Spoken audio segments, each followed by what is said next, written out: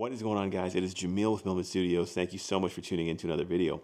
Today's a special video because we're going to be going over my Leica Q2 Monochrome. Now, if you guys follow the channel, you know that I had purchased a Leica Q2 Monochrome over 2 years ago. It was my first Leica camera.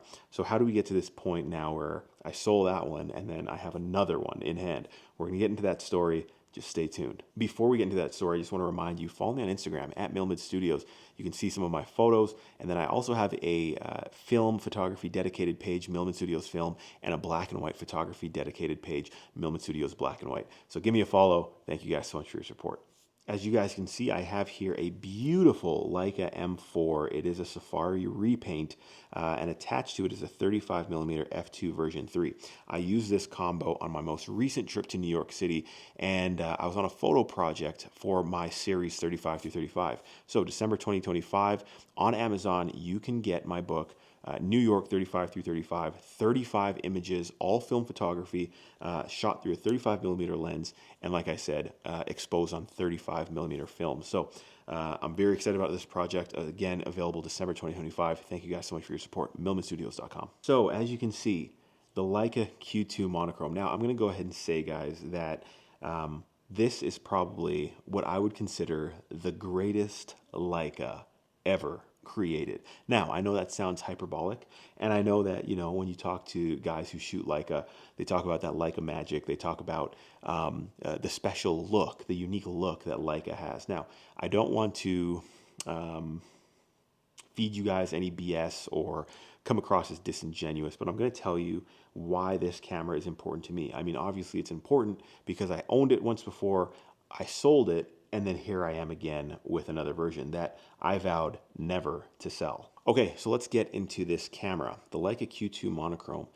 This camera in particular was released in 2020, so 5 years ago, almost 6 years ago, this camera dropped. Now, in Canada, brand new, they're still selling and producing these cameras, brand new, Canadian dollars, you get this guy for $9,200. Now, I know that price sounds crazy, especially when you're considering a camera with a fixed lens. This lens is not interchangeable. It's a 28mm f1.7, gorgeous. But still, it's not interchangeable. So this is like a glorified point and shoot camera. It has macro abilities, but apart from that, it only physically can shoot black and white images because the Bayer filter was removed. What you get by removing the Bayer filter is a pure black and white image with huge dynamic range, with beautiful resolution. When you pair that with such a beautiful lens, magic is bound to happen. There's a video on my channel about 2 years ago. When I purchased this, I made like a little short film. It was really silly, but I was really excited about it. This was my very first Leica camera, and I was just so blown away by the results. I've some of my favorite portraits, some of my favorite images, my favorite portraits for sure came out of this camera. This lens is absolutely gorgeous, and they tell you that when you buy a Q camera, you're essentially buying a lens and getting the body for free, the price that you're paying. So I was just over the moon by the results that I got with this guy. Generally speaking, I use the red filter. Right now I have the yellow on. But yeah, just a gorgeous camera. Check out some of my POV videos from back in the day, maybe about to a year and a half ago when I was using this guy. Now, anyone that knows me know that I suffer from G.A.S, which is essentially gear acquisition syndrome. And that was no different here. And one of my biggest regrets in my photography journey was selling my Leica Q2 Monochrome, because what I ended up doing was selling the Q2 Monochrome to get into the M11 system. The appeal to me for the M was that you have a wide array of lenses, interchangeable lenses, vintage lenses. You have access to all of those lenses from Leica in that M system. And then needless to say, the M11P, the version that I got, was the newest at the time, 60 megapixels, beautiful sensor. So I decided, I was like, hey, if this camera is so good, then how much better can it really get? And I decided to jump ship to the M system, and I sold my Q. Like I said, guys, I have regretted ever since I sold this camera. It's not to say that the M11P wasn't a great camera. I mean, it did jam up on me a few times, It did have that magenta shift, which they've now corrected, but it was a great camera and I got great photos out of it. I took it on great trips. I actually took it to Japan, and all of the images in my Japan 35 through 35 book are from the M11P. I took it to Washington, D.C. for the 60th presidential inauguration, and a majority of the photos in that photo book are from the M11P. The other ones are from the Canon R3 camera. So it's not to say that the M11 was a disappointing camera, it's just that they're different. And this was special. Special because of what it can produce, but also special because of the era of my life that I owned it in. The birth of my first child, I brought this to the hospital, and I was able to get some really great black and white images, timeless images. So I think that's also why it has a special place in my heart. And I'm going to pause to say this.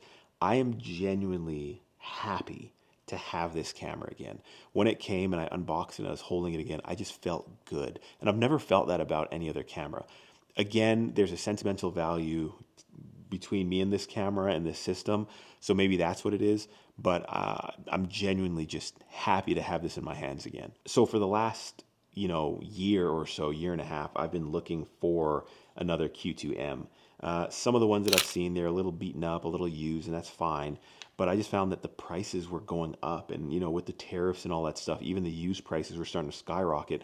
I was just like, I didn't, as good as the camera was, I wasn't really willing to pay more than I initially did the first time I had it.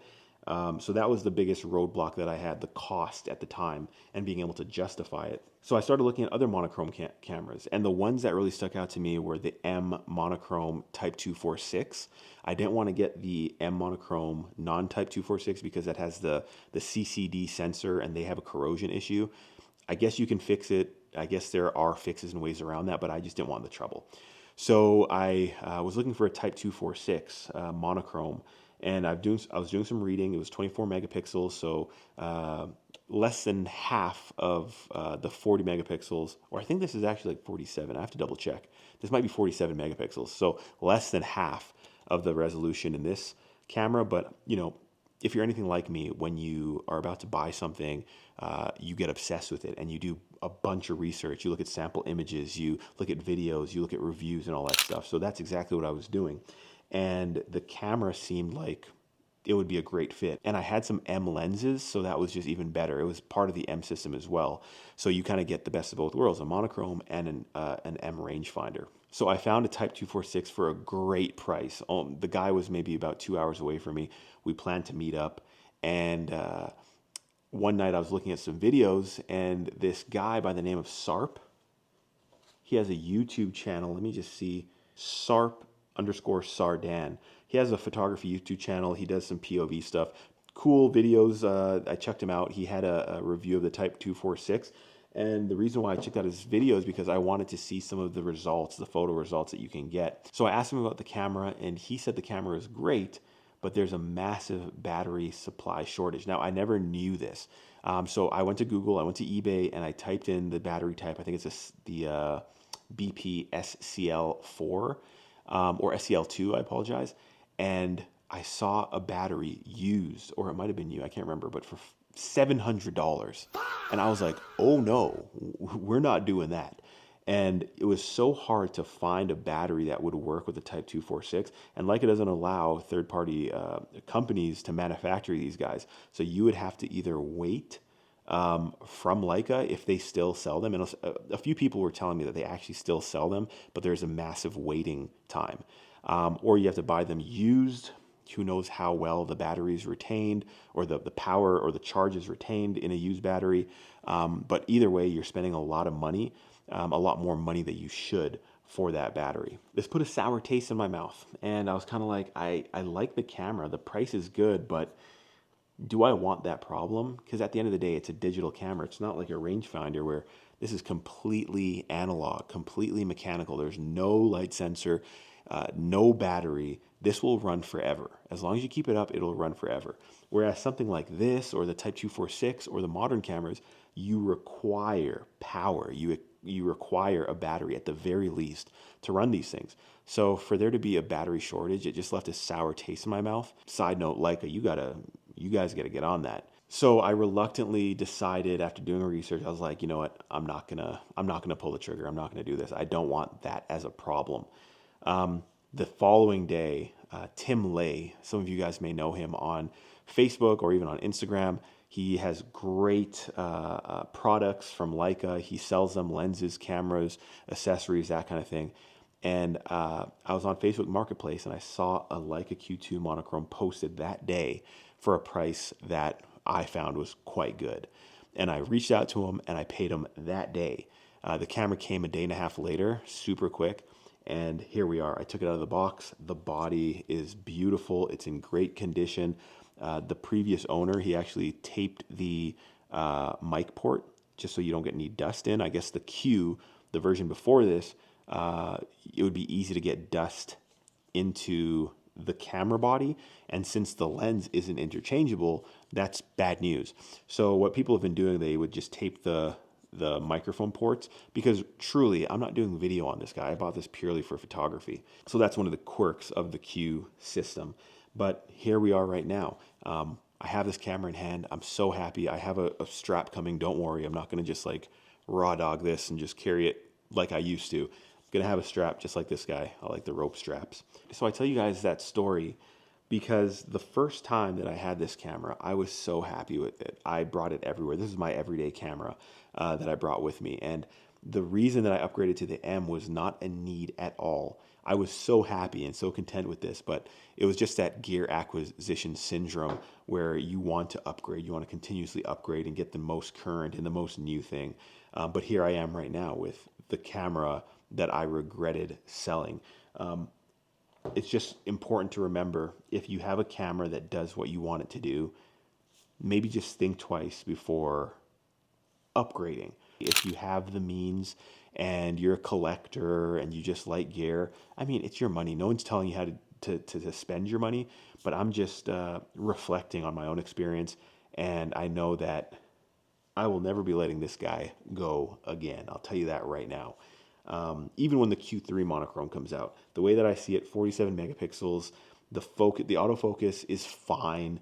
Like, this really is the perfect camera for me and my needs. So yeah, just wanted to leave you guys with that story.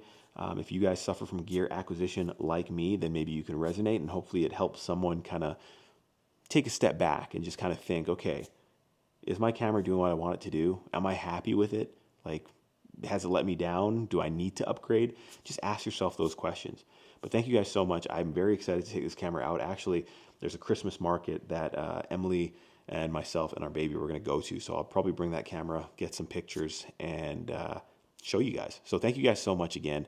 Remember, guys, the best gear is the gear you have, and the best photos are the ones you take. Don't forget to keep on shooting.